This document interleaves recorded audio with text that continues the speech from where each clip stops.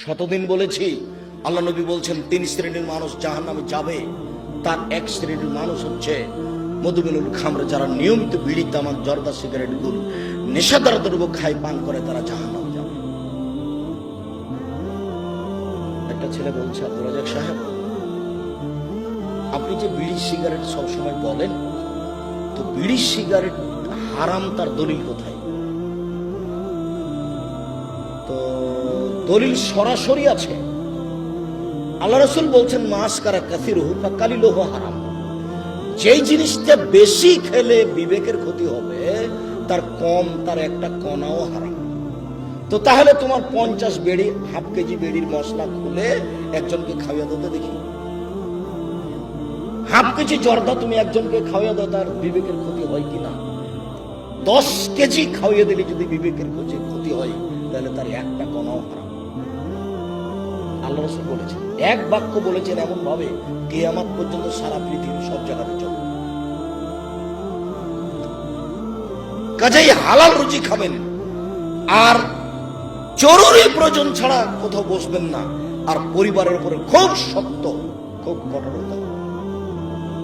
সম্মানিত দিনী ভাই, এই 5টা উপদেশ থাকছে। বলছিলাম, আমার দিনী বোনদের ব্যাপারে একটু অনুরোধ জানাচ্ছি। দেখুন, 4টা কাজ করতে পারলে আপনার জন্য জান্নাতের সব দরজা খোলা। আপনি 4টা কাজ করেন, জান্নাতের যে কোনো দরজাতে যেতে পারবেন। আমি বলিনি এই কথা মুহাম্মদ সাল্লাল্লাহু আলাইহি ওয়াসাল্লাম বলেন। 1, সালাত খামসা, 5 ওয়াক্ত সালাত আদায় করুন। এই ছেলে, তোমরা ওখানে ভাবে দাঁড়িয়ে কেন? বসো। তিনি ভাই বোন, আমি আপনাদেরকে অনুরোধ করছি, আপনারা দয়া করে দোকানপাটে কেউ থাকিয়েন না, রাস্তাঘাটে চলাচল করিয়েন না। এখন কোনো কাজ করার প্রয়োজন মনে করেন না। আপনার আমি কিছু না কিছু উপকার করবো।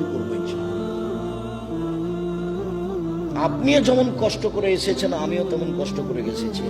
আমি 7:30, 8টার দিকে বাসায় পৌঁছেছি। বরিশাল বরগুনায় ছিলাম রাতে। বরিশাল বরগুনা থেকে আমি রাতে বক্তব্যের পরে যাত্রা আরম্ভ করে সকাল 8টার দিকে আমি প্রতিষ্ঠানে পৌঁছেছি। এটা নিয়ে আমার কোনো খেয়ালই ছিল না।